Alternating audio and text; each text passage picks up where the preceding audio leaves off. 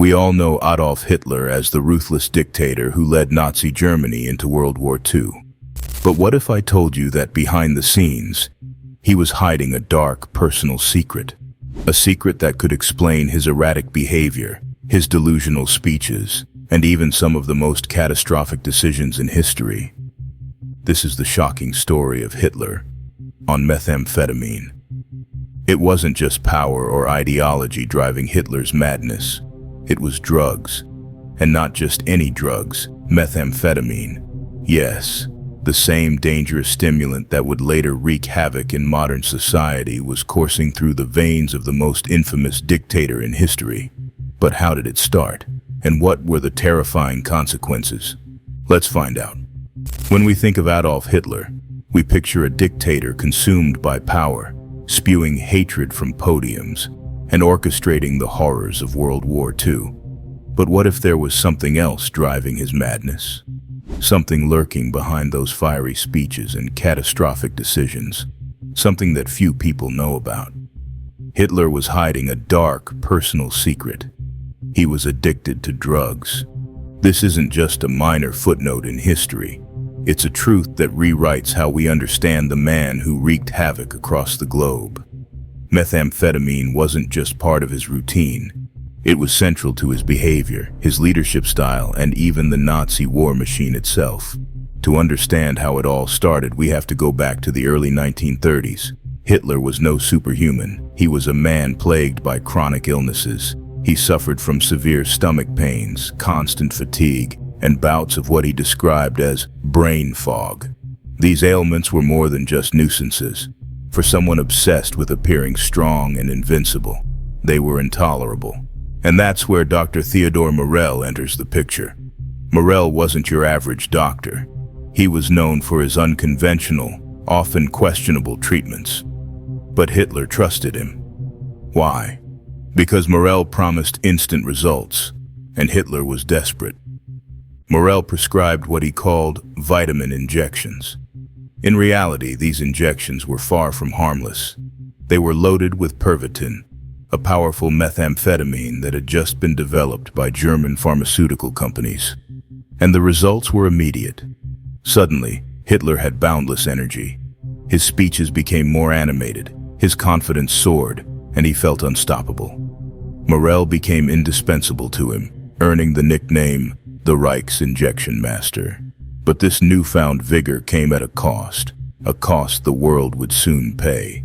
What's even more shocking is that meth wasn't just Hitler's secret weapon. It became a tool of the Nazi regime. German soldiers were given millions of Pervitin pills to keep them awake during grueling battles, turning them into what some historians have called mechanical warriors. But as we'll see, the side effects of this so-called miracle drug were devastating. The injections didn't just keep Hitler awake and energized. They fueled his paranoia, his delusions of grandeur, and his obsession with absolute power. As his dependency grew, so did the doses. What started as occasional vitamin shots soon became a daily ritual, and the man who claimed to be the savior of Germany was becoming a puppet to his own addiction. By the late 1930s, Adolf Hitler had become increasingly dependent on his personal physician, Dr. Theodore Morell. Hitler's days were long, his responsibilities enormous, and his obsession with portraying himself as the tireless leader of the Reich was growing. He needed something to keep him going, and Morell delivered. Morell wasn't just any doctor, he was a master of concoctions. His infamous vitamin shots were loaded with more than just methamphetamine. Some contained amphetamines, barbiturates, and even animal hormones. But it was the meth in particular, marketed under the brand name Pervitin, that transformed Hitler. Almost overnight, the effects were undeniable.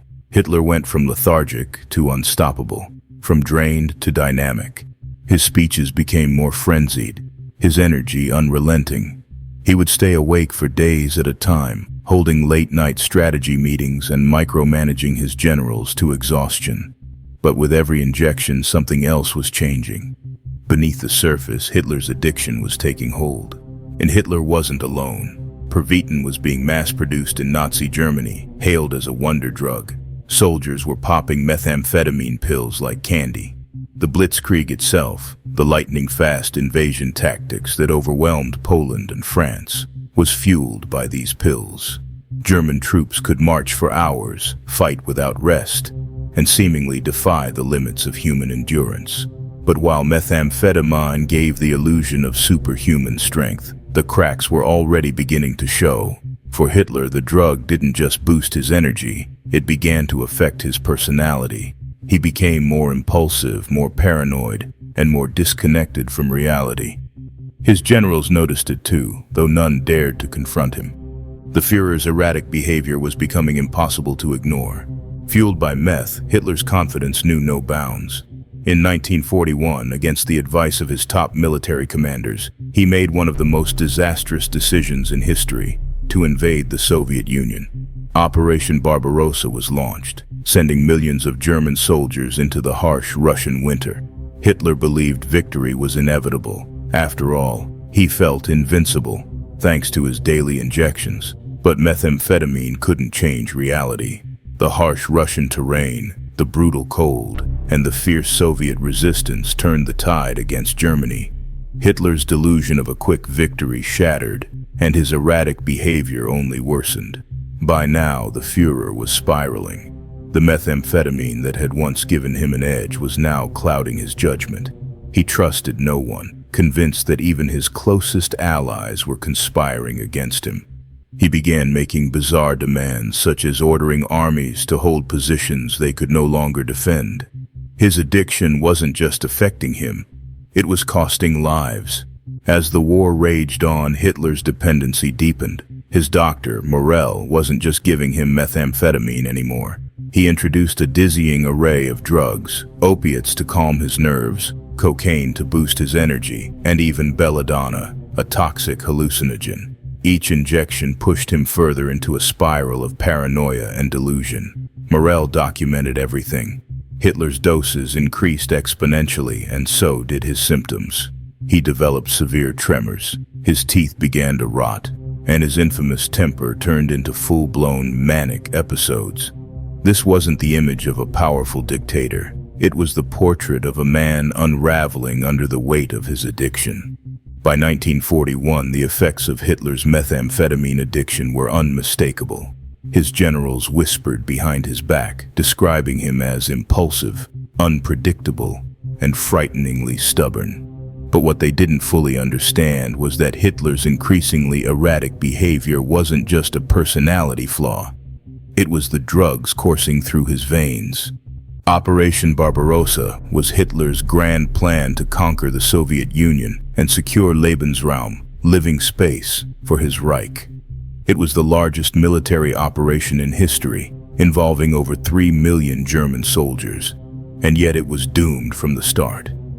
Hitler believed his forces were unstoppable, fueled by his own delusions of invincibility. But those delusions weren't entirely his. They were amplified by the methamphetamine injections he relied on daily. His generals pleaded with him to reconsider. The Soviet Union was vast, its winters brutal, and its army formidable. But Hitler wouldn't listen. Fueled by meth-induced overconfidence, he ordered the invasion to proceed. What followed was one of the most disastrous campaigns in military history. The German army, unprepared for the harsh winter, found itself bogged down in a quagmire of cold, starvation, and relentless Soviet counterattacks. While his troops froze and starved on the front lines, Hitler's behavior grew even more erratic. He began micromanaging every detail of the war from his headquarters, overruling his seasoned commanders and refusing to allow strategic retreats. His paranoia grew worse. He believed anyone who questioned him was plotting against him. The consequences of Hitler's addiction weren't confined to the battlefield. The drugs were taking a toll on his mind. Methamphetamine, while initially giving him energy and focus, also caused severe side effects: paranoia, hallucinations, and mood swings. He began having violent outbursts, accusing his closest allies of betrayal. Even his most trusted generals found it impossible to reason with him. As the war turned against Germany, Hitler doubled down on his destructive behavior. Rather than adapt or accept defeat, he made increasingly irrational demands. He ordered his troops to hold positions that were indefensible, costing countless lives. To his enemies, this seemed like madness. To historians, it was the predictable result of a man spiraling deeper into addiction. By the end of 1943, Hitler's health was visibly deteriorating. The tremors in his hands grew worse. His speeches, once carefully rehearsed and delivered with confidence, had turned into incoherent rants. He demanded loyalty to the point of fanaticism, punishing anyone who dared question him. Even Dr. Morell's injections couldn't mask the fact that the Führer was losing control of himself and of the war. As the war neared its end, Hitler's empire was crumbling. The Allies were closing in from all sides, and the Soviet Red Army was marching toward Berlin. But the man who had once commanded millions with fiery speeches and unrelenting ambition was now a shadow of his former self, and the drugs that had once made him feel invincible were now failing him. Dr. Theodor Morell, who had been Hitler's personal physician for nearly a decade, was still by his side. But his role had shifted. No longer the man who could restore Hitler's energy and focus, Morell was now desperately trying to keep the Führer functional. Hitler's daily injections weren't just methamphetamine anymore. By this point, Morell was pumping him full of a toxic cocktail of drugs, opiates for the pain, cocaine for bursts of energy, and sedatives to calm his raging paranoia. The once dynamic Führer, who had commanded the attention of millions, was now barely able to hold a pen. His hands shook uncontrollably, a symptom of advanced drug dependency and possibly Parkinson's disease. Reports from those who were in the bunker describe a man who was paranoid, erratic, and increasingly delusional. Even as his generals begged him to surrender or evacuate, Hitler refused. He was convinced that the Allies could still be defeated if his troops held their positions. This wasn't just arrogance, it was the drugs clouding his judgment. The methamphetamine that once made him feel invincible now left him clinging to impossible fantasies. Morell documented everything: the dosages, the effects, and the worsening symptoms.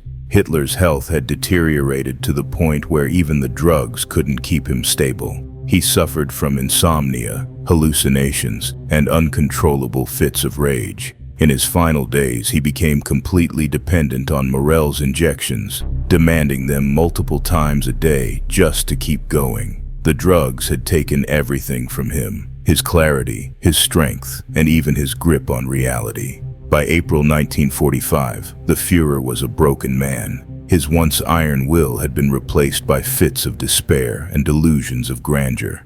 As Soviet tanks closed in on Berlin, Hitler retreated further into his bunker, cutting himself off from the outside world. Even Dr. Morell, his ever-loyal physician, was eventually dismissed. Perhaps Hitler realized that not even Morell's injections could save him now.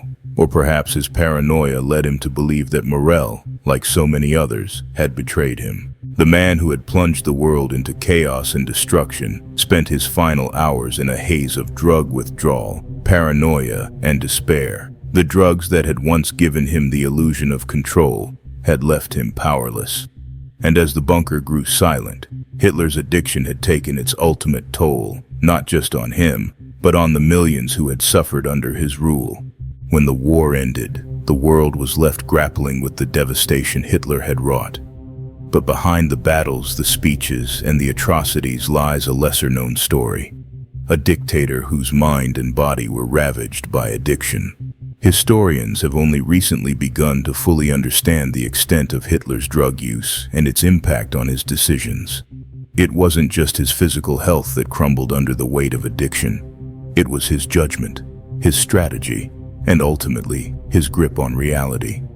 And it wasn't just him. Nazi soldiers and officers were also fed these substances, fueling their aggression and prolonging their endurance, but at an unimaginable cost to their minds and bodies. The contrast is haunting. Hitler began his rise as a man who cultivated an image of strength, precision, and discipline. But by the end, he was weak, paranoid, and delusional, a victim of his own hubris and his dependency on drugs. His addiction didn't excuse his actions, but it offers a chilling insight into how substance abuse can amplify destructive tendencies. Today, the same drugs that once fueled Hitler's delusions of invincibility continue to destroy lives. Methamphetamine has become a global epidemic, wreaking havoc in communities from rural America to urban Asia. And while Hitler's story is unique in its scale, the lessons it offers about the dangers of addiction are universal. Hitler's drug addiction didn't just destroy him, it shaped history in ways we're only beginning to comprehend. The decisions he made under the influence of methamphetamine led to some of the most catastrophic events in human history.